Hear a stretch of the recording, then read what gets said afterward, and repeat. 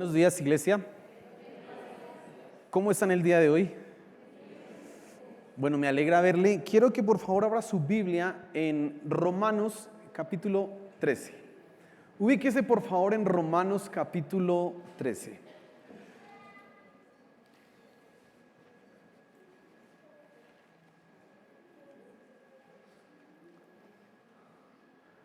Amén.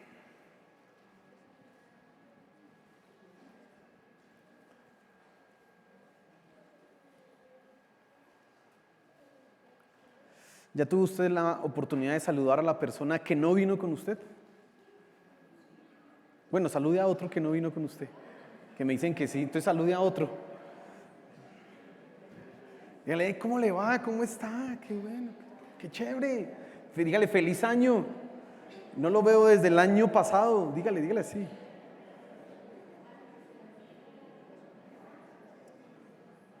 Amén.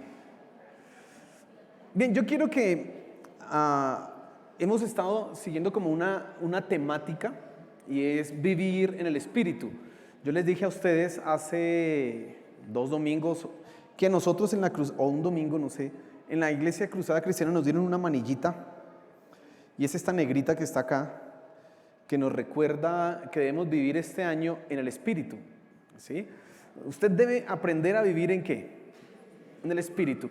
Y hemos tratado de definir qué es eso de vivir en el Espíritu. Entonces hemos dicho que vivir en el Espíritu es un asunto de morir, es un asunto de precisamente no estar nosotros haciendo lo que queremos, sino entregarle todo ¿a quién?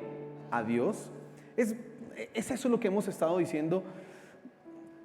Y yo le hablaba el día miércoles pasado que nosotros cuando hablamos de vivir en el Espíritu tenemos que enfocar nuestra mente y dedicar nuestra mente, nuestros pensamientos a lo que es correcto, porque si no vamos a tener problemas en la vida espiritual. Y hoy quiero que te enfoques y pienses en lo siguiente: no estás solo. Ese es el título de la enseñanza. No estás solo. Dígale a la persona que está a su lado: no estás solo.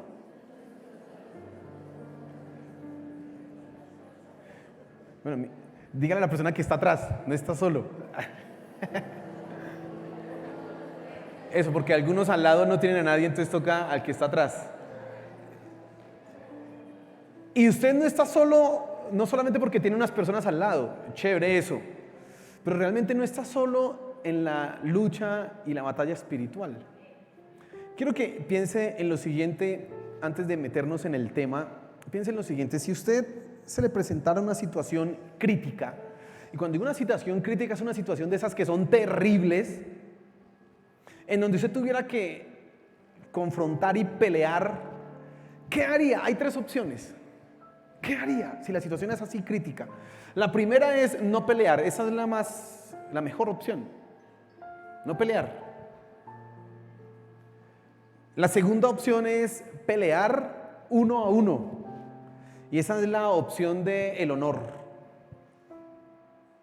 El problema con esa opción es que usted puede ganar o puede, porque es 1 a 1 y si el otro es mejor.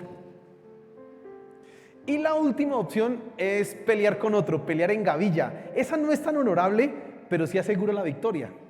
Porque 2 contra 1 ganan los 2.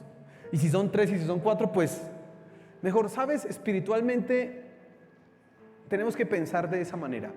Espiritualmente usted no puede huir a la batalla. Usted no puede decir, no quiero pelear, no, yo soy cristiano y no peleo. No, esa es una pelea que usted tiene que dar en la vida espiritual. Tiene que pelear, punto. No lo puede dejar de lado. En segundo lugar, si usted decide pelear 1 a 1, usted contra su enemigo, déjeme decirle que va a fracasar. Va a perder. En la vida espiritual usted necesita ser gavillero, necesita ir en montonera. ¿Con quién? Con el Espíritu Santo. Por eso usted no está solo.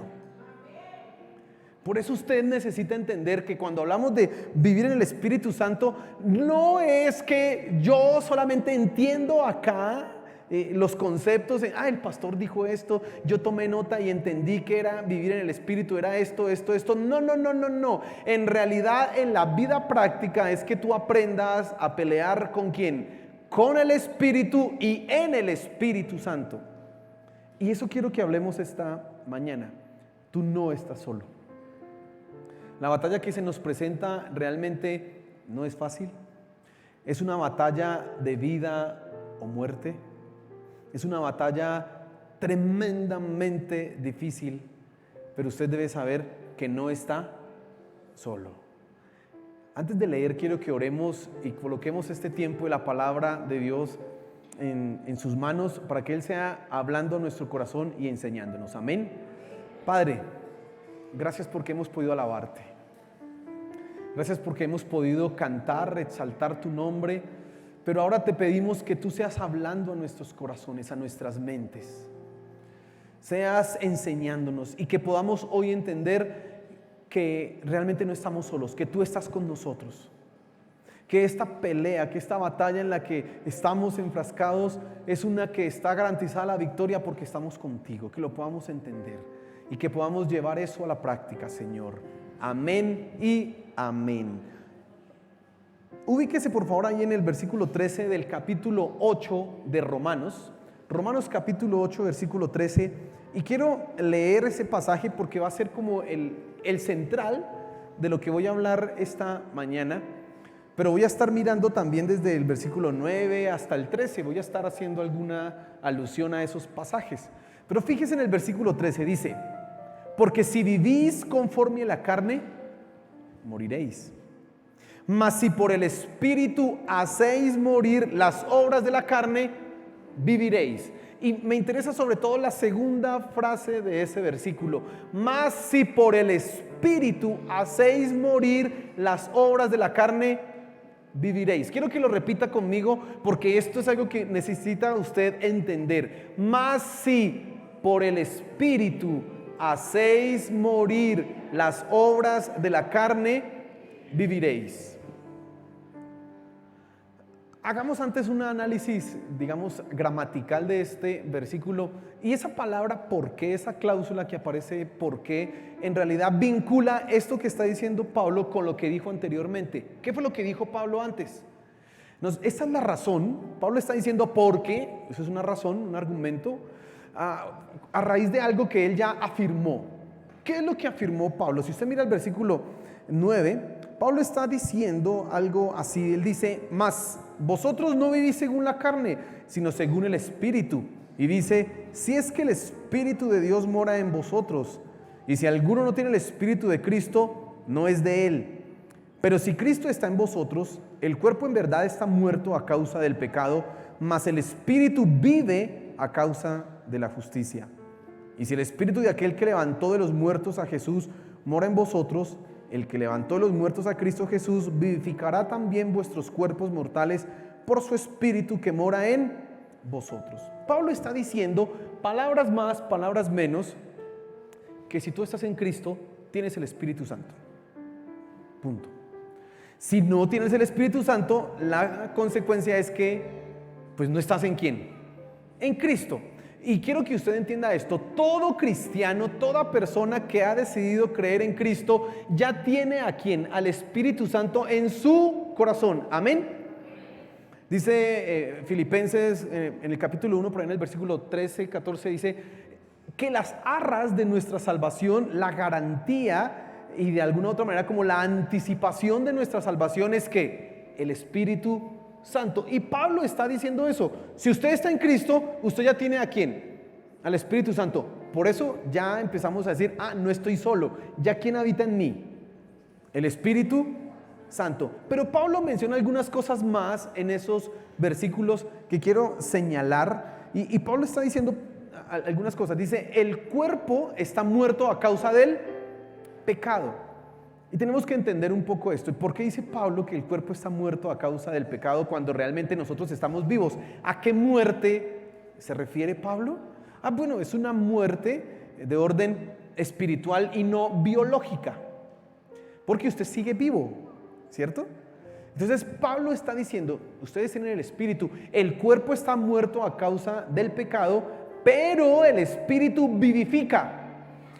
Yo creo que Pablo de alguna manera está anticipando lo que ha de suceder en la resurrección, pero también bendiciones que tú y yo ya podemos experimentar aquí en la tierra. Y es precisamente que nuestros cuerpos que están sujetos al pecado, sujetos a esa debilidad, hoy pueden vencer el pecado y pueden estar vivos en el orden espiritual. Lo digo de otra manera para que sea más claro.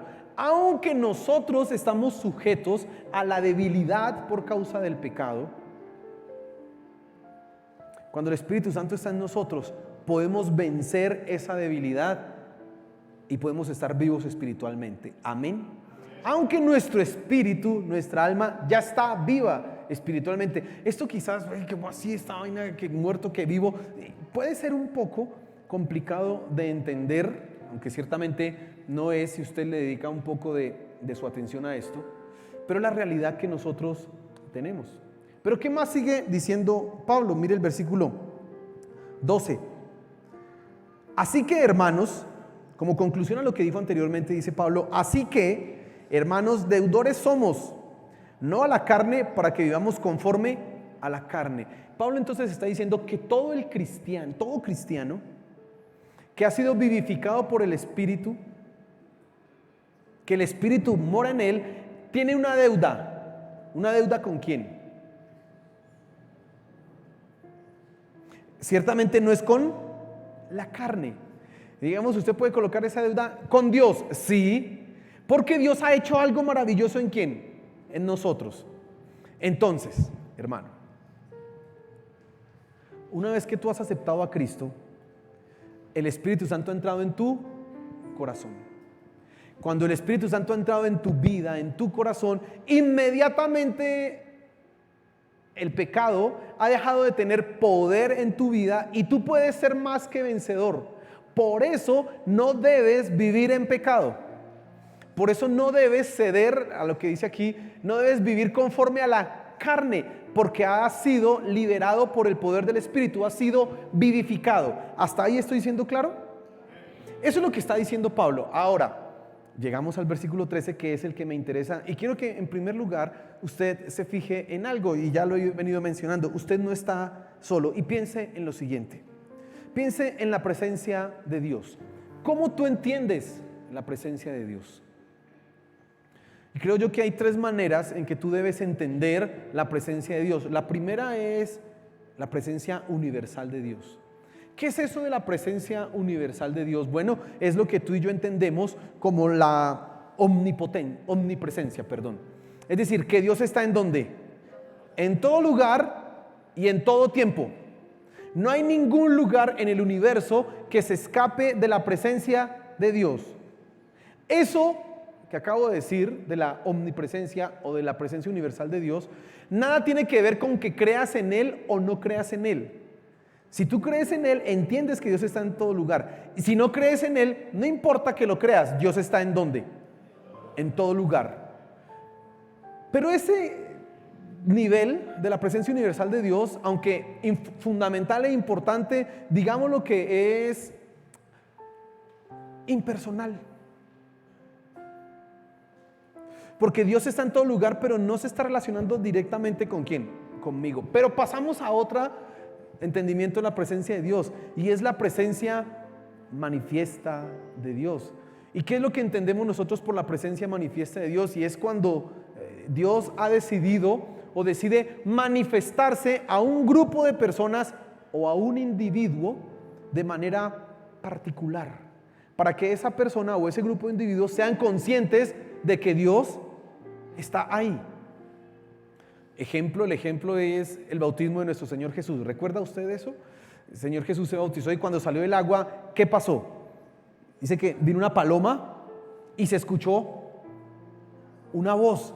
Esa es la presencia manifiesta de Dios, porque Dios ciertamente estaba ahí, claro, pero se hizo ¿qué? Evidente. Se hizo conocer. Pero hay una presencia que tú tienes que tener mucho más en cuenta, y es en realidad la que más nos interesa, y es la presencia personal de Dios. ¿Sabes cuál es esa? Es aquella que tiene que ver contigo particularmente y tiene además la característica de ser permanente en el creyente. Cuando nosotros decimos, y cuando yo te digo que tú no estás solo, no lo digo porque yo esté a tu lado o porque tengas a tu esposa o a tus hijos o la iglesia, la comunidad a tu lado, sino porque precisamente Dios está en tu interior. Por eso tú no estás solo. ¿Recuerda lo que Pablo dijo en el versículo 9? Dice, ustedes ahora viven en el Espíritu. Dice, si es que el Espíritu de Dios vive en ustedes. Dice, y si no viven ustedes, entonces no son de Cristo. Si tú has entregado tu vida a Cristo, el Espíritu de Dios mora en ti y no estás solo. Y es una presencia personal. Ya no es que Dios está en todo lugar. Sí, claro que Él está en todo lugar. Ya no es que Dios se manifiesta en algunos momentos. Claro que se manifiesta. No, es que Él habita en mí. Y esto es una comprensión maravillosa que tú tienes que empezar a tener clara. Dios habita en ti. Amén. Diga a la persona que está a su lado, Dios habita en ti. Dígale. Por creer en Cristo, tú aseguraste en tu vida, escucha eso, la presencia de Dios Padre. ¿Sabe qué dice Juan 14:23? Dice, los que me aman mis mandamientos guardarán y mi Padre le amará, y dice, y vendremos y haremos morada con Él. Dice Juan 14 que el Padre habita en ¿quiénes? En nosotros, en mí. Aleluya. No solamente es el Padre, sino el Hijo. En Mateo 28, el versículo 20 dice, y he aquí yo estoy con vosotros todos los días hasta el fin de ¿qué? ¿Quién está contigo? El Padre y Él están con nosotros. Yo no estoy solo. Y además está el Espíritu Santo. 1 Corintios capítulo 3 versículo 16 dice, ¿acaso no saben ustedes que son el templo del Espíritu Santo? ¿Que son templo de quién? De Dios. Mire, hermano, usted en este punto ya debe entender que Dios se ha comprometido a estar con usted, no de manera universal, no de manera en algún momento como una experiencia, sino que ha dicho, voy a estar contigo siempre. No te dejaré ni te desampararé. Usted recuerda el Salmo 23, ¿no? Dice, aunque ande en valle de sombra de muerte, tú estarás conmigo. ¿Quién está contigo? Dios. Y quiero que en primer lugar tú tengas esto claro. Yo no estoy solo. Tú no estás solo. Mire, en esta batalla, y ahorita vamos a hablar un poco de esto que se viene, la ayuda de las personas,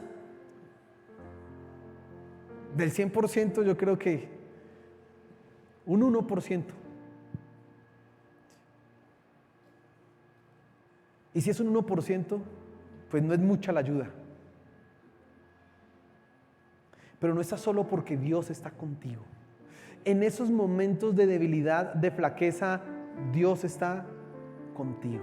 Mira, tan maravilloso es esto que Dios no nos ha dejado abandonados como, bueno, ya lo salvé, ahora pórtese bien, porque si no se porta bien, lo voy a crucificar y entonces, mire a ver, ay, ahí está la tentación, caiga y verá. No, Dios no ha hecho eso. Es tan maravilloso lo que Dios ha hecho que nos liberó, nos salvó y dice, estoy contigo cuando estés en la prueba, para que seas vencedor. Hermano, usted no está solo. Y cuando hablamos de vivir en el Espíritu, usted debe tener eso claro. Ok, yo no estoy solo. Dios no me dejó a que luche usted tratando de vivir en el Espíritu y esfuércese. No. Pues bueno, sí hay que esforzarse, pero no como en sus propias fuerzas, solito y abandonado, y él mirando allá con los brazos cruzados, la embarró. No. Dios está más que comprometido en tu victoria. Dios está comprometido en que tú seas más que vencedor, en que tú seas santo, en que tú puedas vivir en el Espíritu. Amén. En segundo lugar, quiero que se fije en que no solamente no estamos solos, sino que no peleas solo. Mira lo que dice el versículo 13, dice, porque si vivís conforme a la carne, moriréis. Mas si por el Espíritu, y esa palabra, mas si por el Espíritu, por medio de él, hacéis morir las obras de la carne, viviréis. Y es lo que venía mencionando hace un rato. Qué bendición saber que yo puedo vencer la carne, puedo vencer el pecado ¿Por medio de quién? Del Espíritu Santo. Y no es solo por mis fuerzas. Qué bendición saber eso. Mira, la batalla espiritual es una batalla de vida o muerte. Y ahí el apóstol Pablo lo pone muy claro. Dice, si usted vive conforme a la carne, el resultado es muerte. Si usted vive conforme al Espíritu, el resultado es vida. Aquí no hay una opción intermedia. Recuerda que le dije, usted no puede evadir esa pelea. Usted no puede evadir esa pelea. No, aquí hay que librarla y hay que asegurarse la victoria porque es un asunto de vida o muerte. Pero para que tú entiendas, ya lo he dicho acá, ¿qué es eso de la batalla espiritual? Es fácil si lo piensas desde una pregunta. La pregunta de la batalla espiritual es esta: ¿a quién vas a agradar en tu vida? Y aprendas eso. Si usted está tomando notas, esa es la pregunta que debiera escribir ahí. ¿A quién voy a agradar en mi vida? ¿A quién voy a agradar en mi vida? Y tú tienes dos opciones. Te vas a agradar a ti mismo, que es a tu carne, a tus deseos, a tus pasiones, o vas a agradar a quién? A Dios. Y esa es la batalla espiritual. Esa es la guerra que todos tenemos que librar.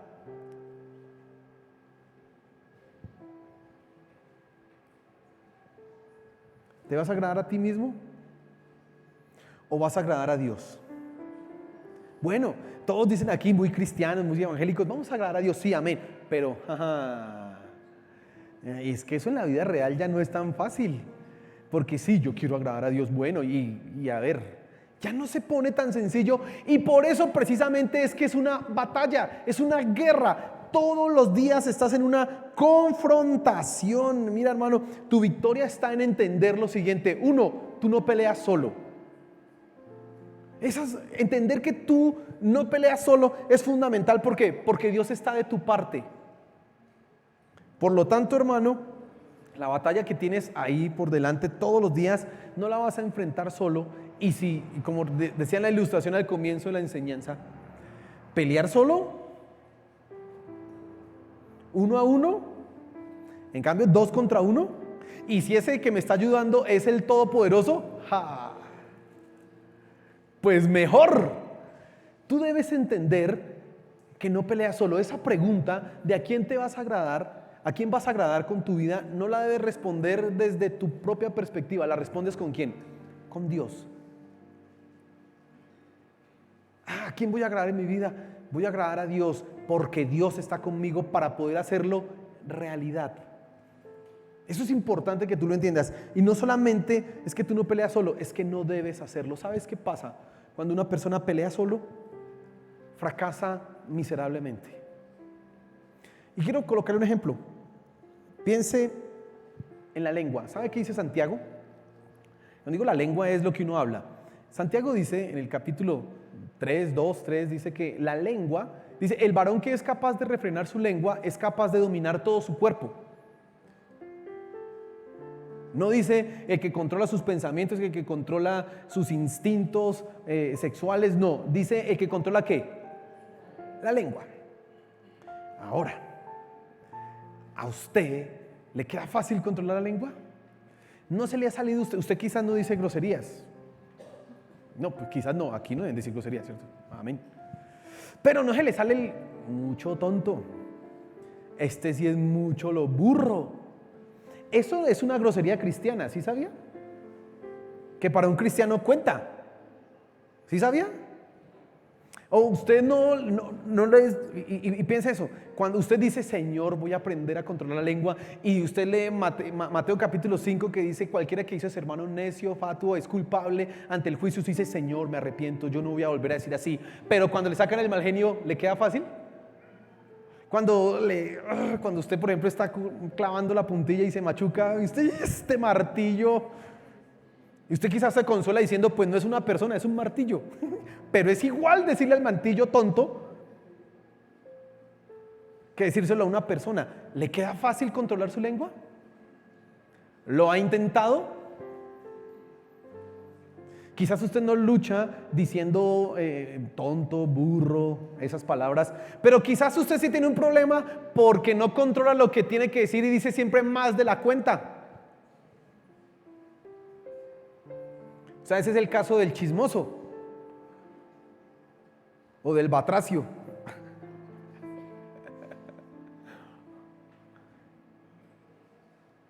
¿Le queda fácil? Y usted dice, Señor, no quiero hablar mal de nadie, ayúdame. Pero de repente alguien al lado suyo empieza a hablar mal y usted... Pues sí, ¿no? Y usted no dijo nada, pero pues sí, ¿no? Ya se metió en eso. ¿Le queda fácil? No. Si usted intenta, no más con la lengua, le estoy poniendo en la lengua, no más con la lengua, si usted intenta controlarla se va a dar cuenta lo difícil. Si usted intenta controlar su mente, ¿sabe qué decía alguien? Que la mente es la loca de la casa. ¿Por qué? Porque nadie controla la mente. Y como nadie sabe lo que pasa por su mente, no solamente usted y quién, usted puede pensar.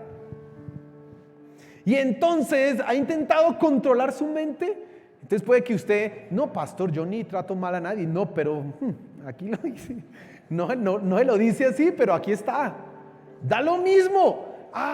Ese continuo fracaso necesita precisamente de la ayuda de alguien, porque si no vas a estar repitiendo siempre los mismos errores. ¿Tú me comprendes? Yo sé que en tu experiencia como cristiano, cuando estás intentando luchar contra el pecado o contra algo, te has dado cuenta que es muy difícil intentarlo solo. Es más, es imposible. No lo puedes hacer. Por eso necesitamos la ayuda de ¿quién? De Dios. Entonces, no estoy solo y yo no peleo solo y no debo intentarlo. No se las dé de muy valiente. No. ¿Sabe? Soberbia es eso. Soberbia es creer que yo puedo hacerlo solo y que no necesito la ayuda de ¿quién? De Dios, cuando realmente la necesitas total y absolutamente. No debes pelear solo, hermano. Dios ha querido que sea de esa manera. Que tú no estés solo y que no pelees solo. ¿Por qué? Porque eso le va a dar la gloria a Él, total y absolutamente. ¿Sabes qué dice Efesios 2:8? Porque por gracia sois salvos por medio de la fe, y esto no es de vosotros, sino es un don de ¿quién? No por obras, por tanto no es lo que usted haga, es lo que hace ¿quién? Dios. Para que nadie se gloríe, porque la gloria toda es para nuestro Señor. Amén. Toda es para Él.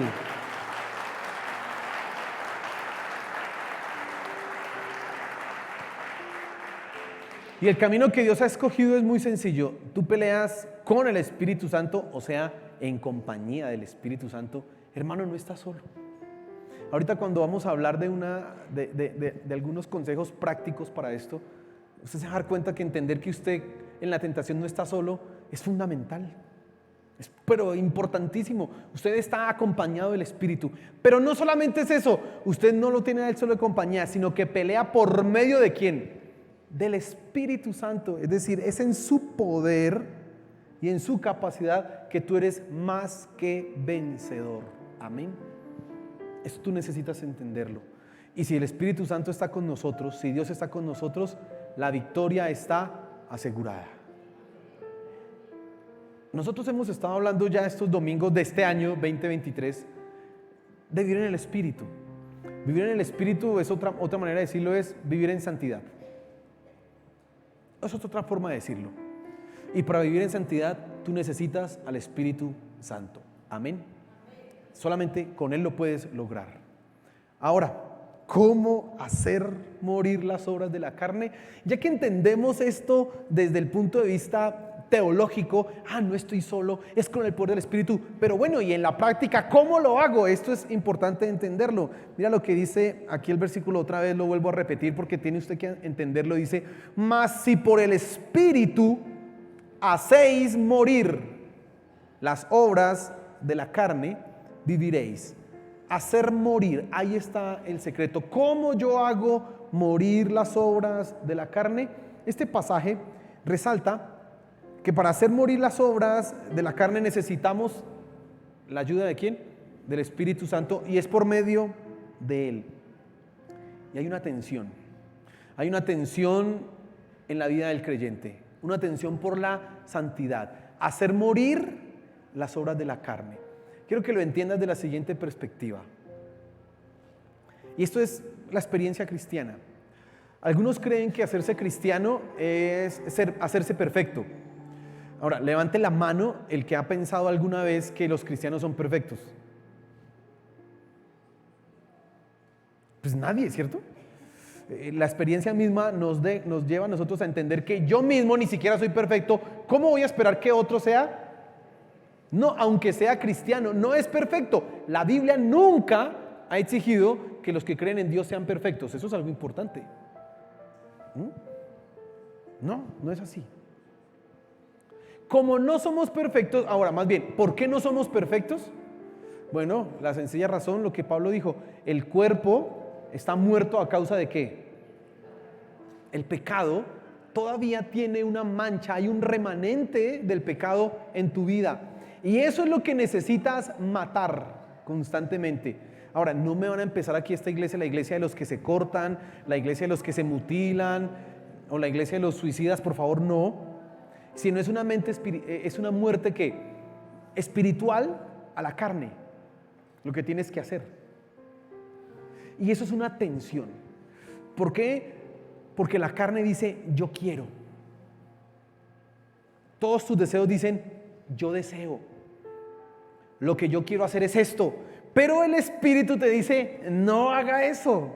Y es una guerra y es una tensión, eso es una batalla durísima. Y el cristiano se ve en la mitad de eso, el espíritu diciendo por acá no y la carne por acá no. Y por eso la batalla espiritual es, ¿a quién le vas a hacer caso? ¿A quién le vas a agradar? ¿A la carne o al espíritu? ¿Sabe? Es tan terrible esa tensión que algunos cristianos piensan que pueden evadirla y deciden orar, Señor, llévame de este mundo. Porque esa tensión es terrible. Porque cuando tú amas a Dios, tú no quieres fallarle. Y cuando te das cuenta que le fallas, dices, Señor, esto tan terrible, por favor, llévame. Que se caiga algo encima mío y llévame al cielo y ya dejamos de sufrir. Claro, ¿quién quiere permanecer en esta pelea, en esta batalla, en donde la confrontación es tan terrible que tú sabes en algún momento, ay, Señor, puedo fallar y no quiero? Porque Pablo decía, para mí es mejor que morir que estar aquí. ¿Por qué Pablo lo decía? Claro, porque él puede deleitarse en la presencia de Dios y gozarse en él, pero también es que, ay, en esta vida, esta carne, ay, Señor. Hay otros que experimentan esa tensión y su respuesta es, quisiera no pelear más. ¿Y sabe qué hacen? Ceden entonces ¿a qué? A la carne. Esos son los que dicen, no, eso de ser cristiano es muy difícil. Allá hay gente muy fanática. No, eso es imposible. ¿Cómo uno va a vivir así o hacer esto? Y deciden vivir como su carne les manda. Hay otros que deciden ignorar lo que sucede. Y al ignorar lo que sucede, entonces ellos se desinteresan de esa batalla y están en un sube y en un baja. Hoy están muy espirituales, mañana están muy carnales. Hoy están muy pegados a Dios, mañana están muy pegados a la carne. Ah, qué cosa tan terrible. Eso pasa mucho en la vida de muchos creyentes. Hoy son santos, mañana no son santos. Hoy están consagrados, mañana no están consagrados. Hoy están sirviéndole a Dios, mañana no están sirviéndole a Dios. Bueno, años. Desde el 20 hasta el 20, durante la pandemia, como estaba encerrado en la casa, no había tantas tentaciones en la carne, entonces para él fue más fácil consagrarse a Dios. Apenas empezó a trabajar, otra vez por fuera, ignora lo que está pasando y vive según lo que va sucediendo. Pero hay un cuarto grupo y es el que decide, pues esta tensión es terrible, pero yo voy a vivir para Dios, no importa lo que me cueste. Yo voy a vivir en el Espíritu Santo y voy a matar las obras de la carne. Por eso dice Pablo, cojo mi cuerpo y lo pongo en dura servidumbre. Dice, lo golpeo, lo trato duro, lo disciplino, porque es que a mí no me va a ganar. Dice Pablo, no sea que yo, siendo ejemplo para todos, yo mismo me venga a perder. Porque Pablo entiende, no, a mi cuerpo yo lo voy a ¿qué? A controlar, lo voy a disciplinar, él no va a tomar. Y cuando Pablo dice mi cuerpo, claro, es su cuerpo físico, pero sobre todo es su carne, lo que él está dominando. ¿Quién eres tú? ¿Cuál es tu grupo? De los que deciden, voy a vivir en el Espíritu, cueste lo que me cueste, y voy a agradar a Dios y punto, y Señor, ayúdame, pero lo voy a hacer. ¿O eres de los que decide ignorar? Y hoy estás muy espiritual y mañana no nada espiritual, y estás en un sube y en un baja. ¿O eres de los que se dio a la carne? ¿O estás en esa situación, Señor, llévame? Porque la tensión es terrible. Si queremos agradar a Dios, no queremos fallarle. Y saber que podemos fallarle es terrible. Es que ni siquiera por la tentación quisiéramos pasar. Ya mucho menos, si pensamos en caer en pecado terrible, mucho menos quisiéramos pasar por la tentación. El Señor Jesús lo expresa: y no nos metas ¿en qué? En tentación. Porque inclusive la tentación suena terrible para nosotros. Tener que pasar por eso, no quisiera, Señor. No quisiera. Y entonces, ¿qué hacer? Estrategias para la guerra. Bueno, te voy a decir algunas cosas acá, mencionar 4 cositas que deberías tú pensar en la guerra espiritual que tenemos, sabiendo que no estás solo. Primero, entiende la guerra, entiéndela. Entiende que esto es para toda la vida. Tú sabes cuándo comienza y sabes cuándo termina. Comenzó el día que entregaste tu vida a Cristo Jesús. Termina el día que te vayas a la presencia de Dios. Punto. Así que no hay descansos, no hay festivos, no hay vacaciones, no hay año sabático. Es desde que te convertiste hasta que vas a la presencia de Dios. Amén. No hay descanso, hermano. Por eso es tan importante que tú no te des descansos en la oración, que no te des descansos en la lectura de la palabra. ¿Por qué? Porque eso es todo el tiempo. No hay descanso. No puedo hacerlo. Debes entender que esta guerra es por tu lealtad. Yo lo había dicho. Tú tienes que decidir a quién vas a agradar. ¿Vas a agradar a tu carne? ¿O vas a agradar a Dios? Tienes que decidirlo. Entiende la guerra. En segundo lugar, tienes que conocer tu enemigo. Conoce tu enemigo. Cuando hablo de conocer al enemigo, vamos a pensar en 2 cosas. Primero, tu primer y mayor enemigo eres tú mismo. Es tu carne. No es la carne del otro, es tu carne. Así que tú necesitas conocer ese enemigo. ¿Qué quiero decir cuando digo conocer ese enemigo? Hermano, usted ya sabe, a mí me queda muy fácil hablar mal. Así que tengo que tener mucho cuidado con esto. A mí me queda muy fácil ser peleón, así que Señor, ayúdame para no ser peleón. Yo soy más fácil de caer en pecado cuando estoy en tal o en tal situación, así que usted se va a cuidar de exponerse a eso, porque eso lo va a llevar ¿a qué? A fracasar. Ejemplo para que usted lo entienda: si usted es una persona que le queda muy difícil controlar lo que piensa, o controlar su lengua, usted entonces debe tener cuidado con lo que entra a su mente y lo que usted permite que pase en su mente. Como a usted le queda difícil controlar su mente, entonces usted tiene que cuidar todo lo que entra acá, porque si no va a empezar a pensar cosas que raras y cosas fuera de Dios, y su mente le va a decir sí, piense, pero usted va a decir no, esto lo someto a Dios. Así que usted va a empezar a quitar cosas que ve, cosas que oye. Conocerse. Y eso es una investigación que usted necesita hacer de sí mismo. ¿Sabe qué dice Proverbios? Dice que el que examina la senda de sus pies, eso es el capítulo 2, pero me acuerdo bien. Bueno, la idea es básicamente esto: cuando tú en tu vida estás examinando y analizando y revisando cómo es que tú caminas, es decir, cómo tú vives, estás en el camino a corregir la manera en que vives, y eso te llevará al éxito.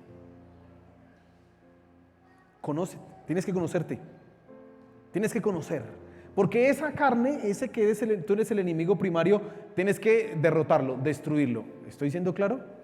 Pero hay otro enemigo, y es Satanás, con toda su estrategia, pero es secundario, porque Santiago dice claramente: cada uno es tentado cuando de su propia concupiscencia es atraído y seducido. Así que lo único que hace Satanás es incitar tu carne, nada más. A veces creemos que la guerra espiritual es echar fuera demonios o una cantidad de cosas, Y hay una parte de la batalla espiritual que toca hacerla de esa manera, sí, pero ciertamente la batalla espiritual en tu vida es primero con tu carne, porque si tú controlas tu carne, toda la tentación que Satanás colocará a tu alrededor no tendrá efecto en ti. Pero debes saber cómo Satanás obra, debes saber cómo Satanás trabaja, debes saber que Satanás lo que intenta hacer es incitar tus deseos, tus pasiones a través de los sentidos. Entonces por eso tienes que cuidar lo que ves, lo que oyes, todo tienes que controlarlo, porque Satanás sabe, donde yo logre incentivar algo de lo que tiene este aquí, ya tengo la victoria, cualquier cosita, y él tiene todas las estrategias para hacerlo. Debes entender esto. ¿Estoy siendo claro? Estrategias para la guerra. En tercer lugar, tú necesitas conocer tu arsenal. Tu ejército es muy sencillo. Tú estás y está contigo el Espíritu Santo, el Señor Jesús y Dios Padre. Dígame si necesita alguna más compañía que esa.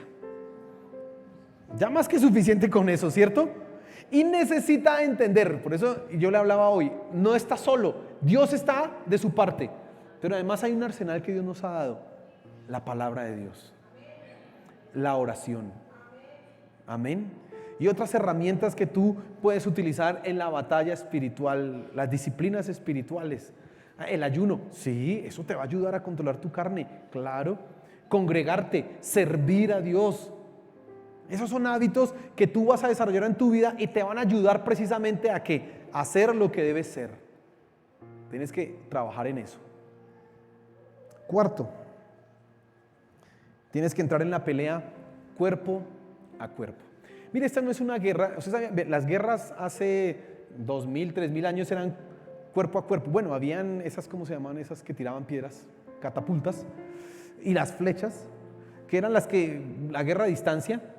Pero cuando se acaban las flechas y las piedras esas, finalmente todo terminaba en combate cuerpo a cuerpo. No había otra opción. Hoy día ya los soldados, bueno, todavía hay soldados musculosos, pero hay unos que son flaquitos, que saben manejar muy bien el computador y pueden mandar un dron y ¡pum!, acabar con una ciudad, una cosa así. La batalla espiritual, no hay ningún dron. No, es una batalla que tú tienes que hacer cuerpo a cuerpo. ¿Qué quiero decir con esto? Tienes que mirar cada reacción, cada deseo, cada pensamiento, cada pasión y entregarlo ¿a quién? A Dios. Cada reacción. Nosotros pensamos que las reacciones no se controlan. Usted piensa que normalmente uno tiene una tendencia a pensar, cuando me sacan el mal genio, yo soy así y no sé ni por qué soy así. No, sí, usted sí sabe por qué es así, porque es un pecador. Y si usted decide entregar eso a Dios, va a cambiar la manera en que reacciona cuando está de mal genio. ¿Me está escuchando, hermano? Tú vas a decir, voy a entrar en la batalla cuerpo a cuerpo. Así que cuando estoy en esta situación, normalmente mi carne me dice que haga así, que pelee así, que actúe así. Tú vas a decir, ¿la Biblia dice eso? Y si te das cuenta que la Biblia dice otra cosa, vas a decir, voy a hacer lo que dice la Biblia, aunque tu carne te diga todo lo opuesto. Hermano, si usted entra en esa batalla cuerpo a cuerpo, se va a dar cuenta que todos los días, todas las cosas que hacemos, Señor, ¿yo a quién estoy agradando? En todo lo que hacemos. En todo. La manera en que trabajas. Porque a veces nuestra carne nos dice, yo trabajo para los ricos opresores de este mundo. No, Dios dice, sírvale ¿como a quién? Como a Cristo. Así, tengo que pensar así, sí. Y entonces, o sea que mi jefe, sí, y si su jefe es un gruñón y un regañón y uno que le humilla, no, dice la Biblia, trabaje para su amo, para su patrón, como si fuera ¿para quién? Para Cristo. Señor. Y entonces, sí recuerda que le estoy diciendo que eso es una batalla cuerpo a cuerpo que implica toda su vida. Toda su vida. Ay, Señor, a mí yo quisiera buscarte y orar más a ti, pero es que me da una pereza madrugar. Bueno, la batalla cuerpo a cuerpo indica que le toca que madrugar y levantarse a orar. Y créame que esa es una batalla. Créame que esa es una pelea. Ay, Señor, pero es que... Y después usted tiene que entrar en otra pelea. Venga, a entender esto, ¿qué es lo que dice aquí? Su carne no quiere entender. Y usted debe obligar a esa carne ¿a qué? A que entienda la palabra de Dios. Yo he escuchado gente aquí en la iglesia que dice: ay, a mí me queda tan difícil memorizar, porque aquí a veces colocamos unas tareas de memorizar versículos. No, eso es imposible. Yo es que ni para estudiar yo fui muy malo, y para memorizar versículos, no, ay, no. Le ponen uno cara de tragedia como si fuera verdad. Pero usted póngale, pregúntele: ¿y usted en qué trabaja? Alguien le pregunté una vez: ¿usted en qué trabaja? No, yo soy proveedor de tienda de tal producto. ¿Y venga, ¿y cuántos productos vende? 180. Y dígame cuánto vale el primero y el segundo y el tercero, y se los sabía de memoria. Le dije: usted lo que es un perezoso para lo espiritual. Se dijo: sí, ¿no? Probablemente le pasa a usted lo mismo. Usted sí se acuerda cuánto le deben, pero acordarse de un versículo. Porque la carne sí quiere acordarse de lo que le deben, pero no de lo que es bueno para ella. Usted tiene que entrar en la batalla cuerpo a cuerpo, con sus pensamientos. Cada segundo usted está: Señor, ayúdame. Usted dice: ayúdame en esto, mira, yo no quiero pensar mal. Y usted sabe que en algún momento su jefe o su esposa o sus hijos o su vecino hizo algo que lo lleva a usted a pensar mal. Usted va a decir: Señor, pues tengo todas las ganas de pensar mal, pero ayúdame para no pensar mal. Por favor, ayúdame. Y no va a pensar mal. ¿Estoy siendo claro cómo es eso? De batalla cuerpo a cuerpo. Y eso que le acabo de mencionar es algo que yo hago en mi vida personal. Cuando te sientas atraído por la carne, tentado por la carne, ora y dile: Espíritu Santo, mira lo que está pasando, ayúdame. Y usted va a experimentar un milagro en ese momento. ¿Por qué? Porque inmediatamente cuando le digo a usted que usted es consciente de que Dios está con usted, que usted no está solo, y que usted puede usar ese poder en su ayuda, en ayuda suya, inmediatamente, déjeme decirle, el solo hecho de saber que Dios está con usted ya lo lleve. Uy, ¿yo cómo voy a hacer esto si Dios está aquí conmigo? Ya eso lo debe. Y además orar: Señor, ayúdame. Todo eso es empezar a matar su carne. Señor, estoy a punto de hablar mal, ayúdame, controla esa lengua que se muy, Señor, por favor. Y usted va a decir: uy, ya no hablo mal. Y le estoy hablando en serio. Tiene que orar más, hermano. Orar más en el momento en que está pasando por la prueba, en el momento en que está pasando por la tentación. Amén. No se enfrente a ella solo como yo puedo. No haga eso, eso es ser muy, ya sabe. Usted vaya en el Espíritu Santo y diga: Señor, ayúdame. Padre, necesito que tú me ayudes. Espíritu Santo, mira esto, tú sabes, yo no puedo, ayúdame. Y usted va a experimentar un milagro de Dios. Amén. Y entonces va a estar viviendo en el Espíritu todo el tiempo y en todo momento. Aleluya. Póngase en pie, por favor, hermano.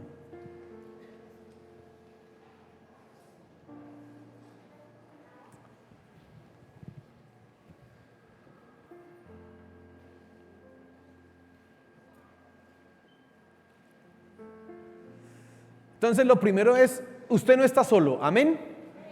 No está solo. Dígale al que está a su lado: no está solo. Ahora dígale: y no está solo no porque yo esté con usted. Porque es que hay peleas que esos son personales, hermano. Dígale: Dios está contigo. Dígale: Dios está contigo.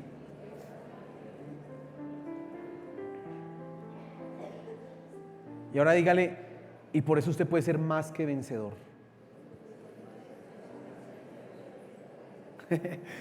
Y ahora lo va a mirar serio y le va a decir: por eso deje de pecar.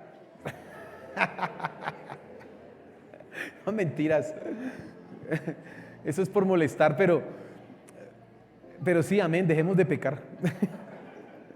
Amén. Hemos sido liberados por nuestro Señor Jesús. Nuestro Dios nos ha dado la gracia de ser perdonados de nuestros pecados, pero también ser libres de esa esclavitud. Por lo tanto, no tenemos por qué pecar. Y si pecamos es porque no usamos las herramientas que tenemos a nuestra disposición, y es el Espíritu Santo.